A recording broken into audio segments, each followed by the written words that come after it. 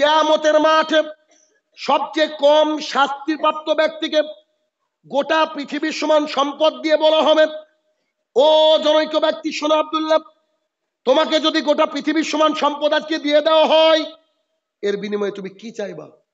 সেই ব্যক্তি কি বলবে জানেন? আল্লাহ, আমি এই জাহান্নামের আযাব থেকে মুক্তি চাই।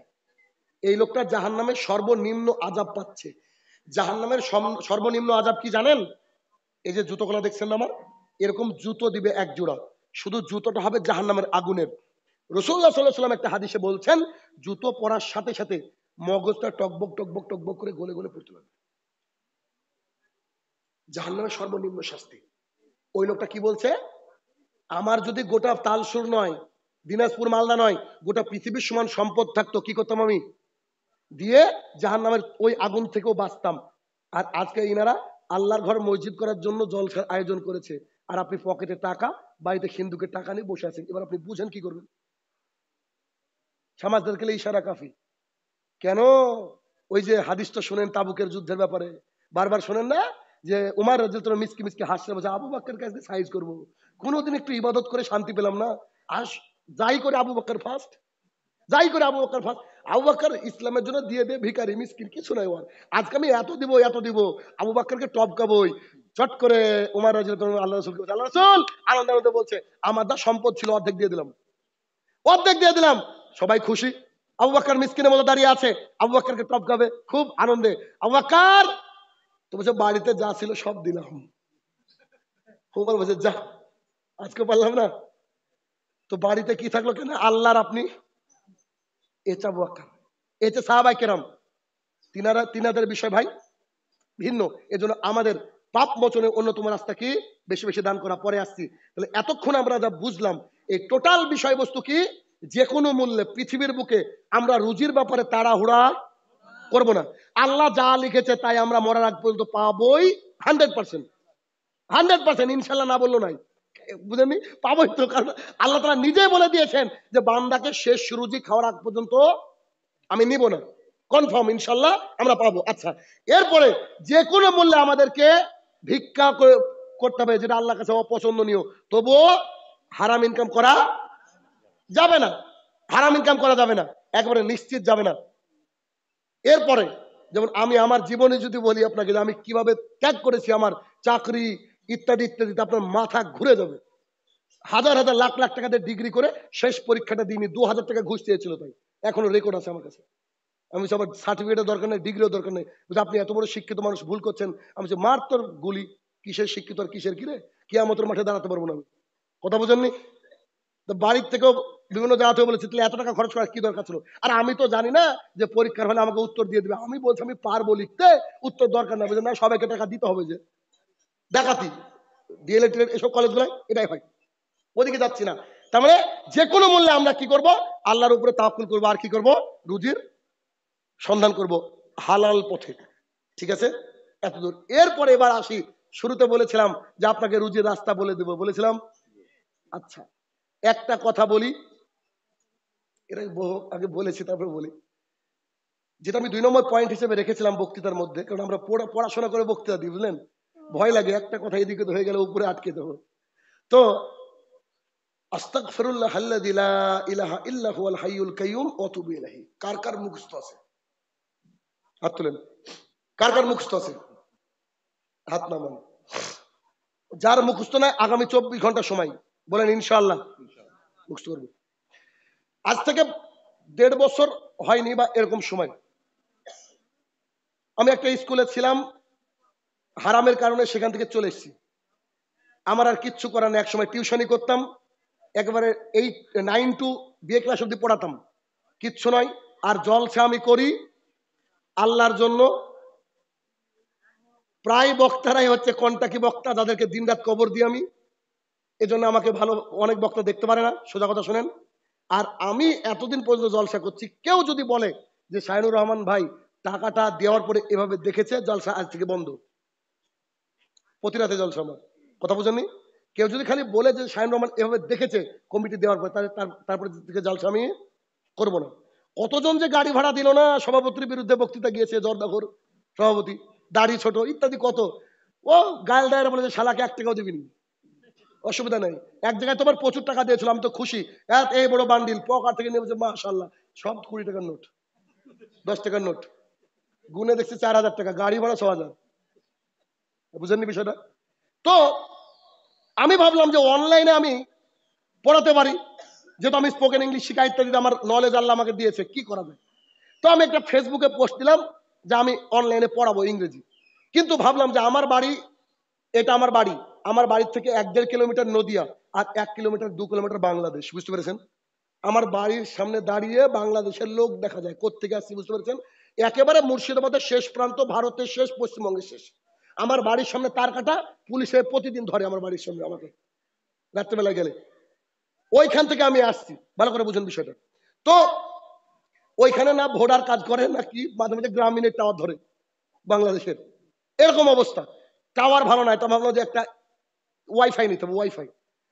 তো বিশ্বাস করেন আমার কাছে ওয়াইফাই নেওয়ার টাকাটাও ছিল না, অথচ আমি 2012 সাল থেকে আল্লাহ রাস্তায় আছি। প্রচুর মানুষকে দেখেছি সামনে গাড়ি করেছে, বাড়ি করেছে, অনেক কিছু করেছে, আমার হয়নি। কেন? বুঝতে পারছেন?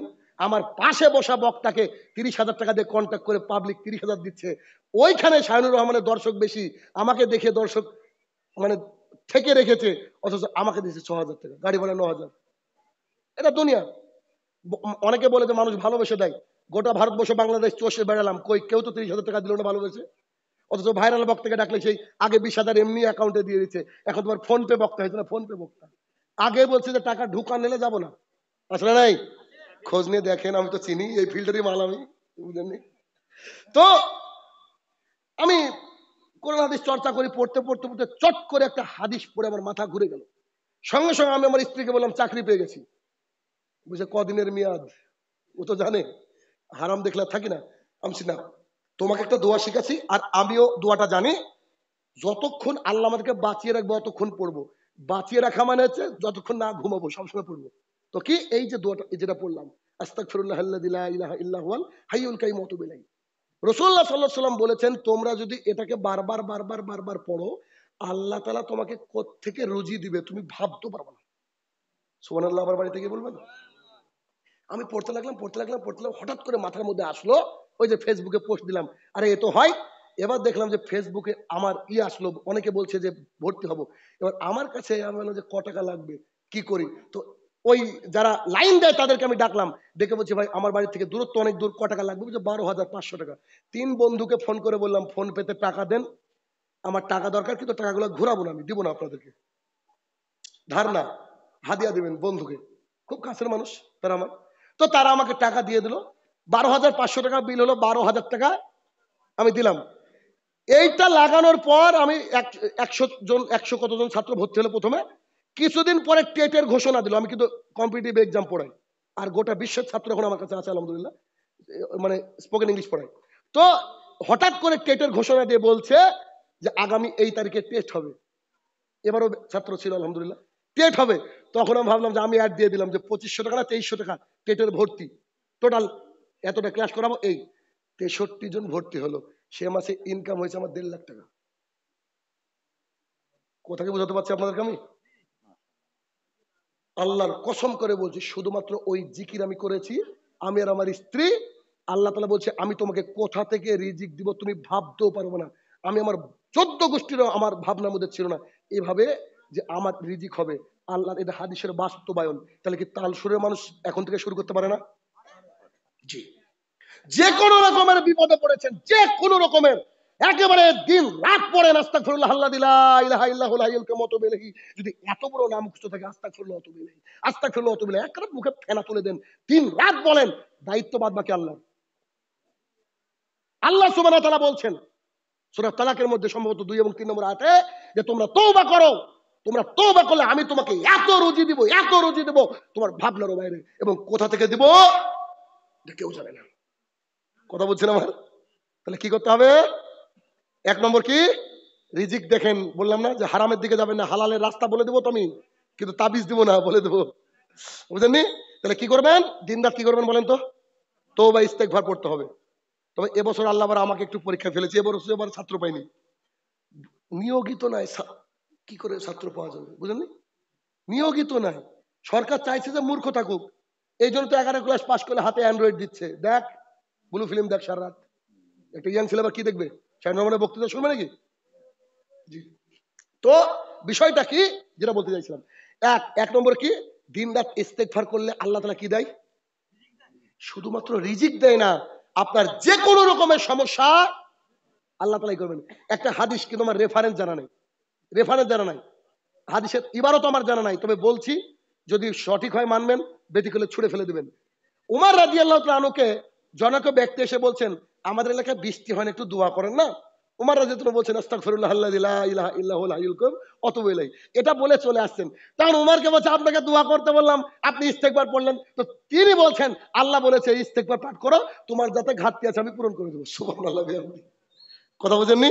বিপদে পড়েছেন, ইস্তেগফার পড়বেন। এক।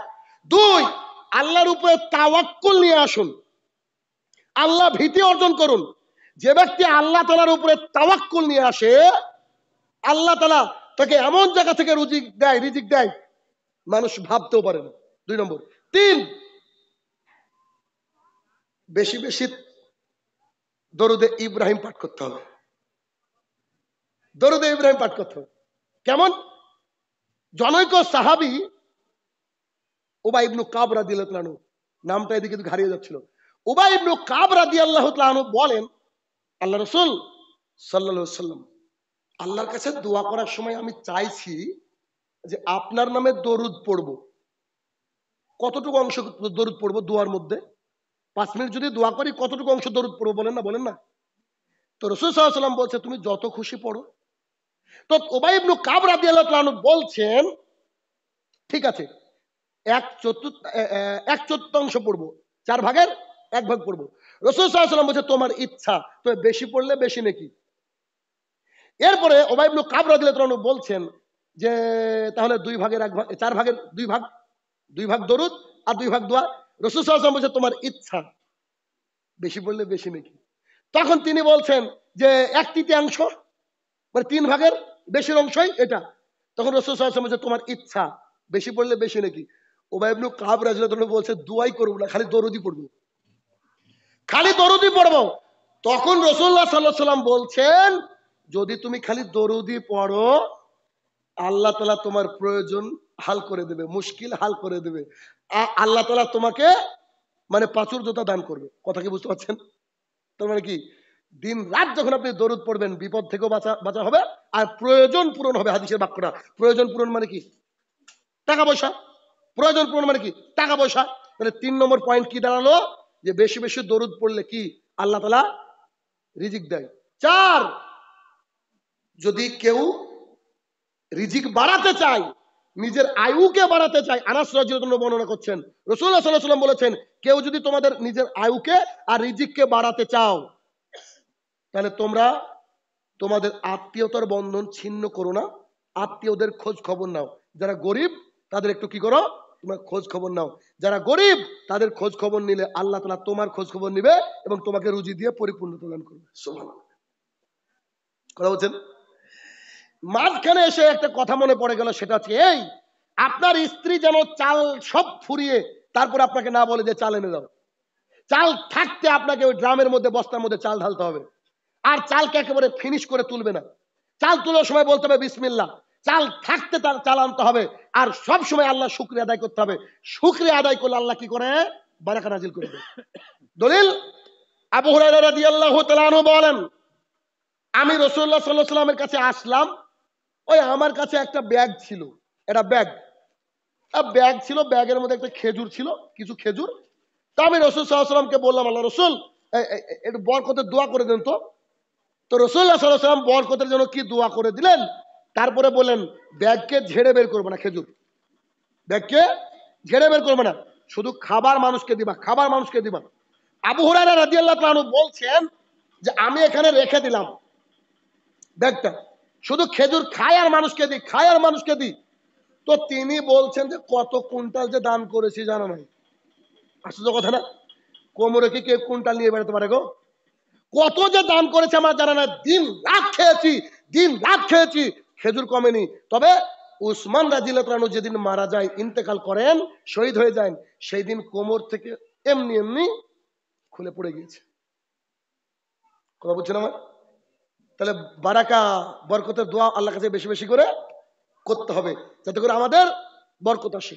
আর কি 5 নম্বর পয়েন্ট, রুজি বাড়াতে চাইলে আল্লাহকে দিতে হবে।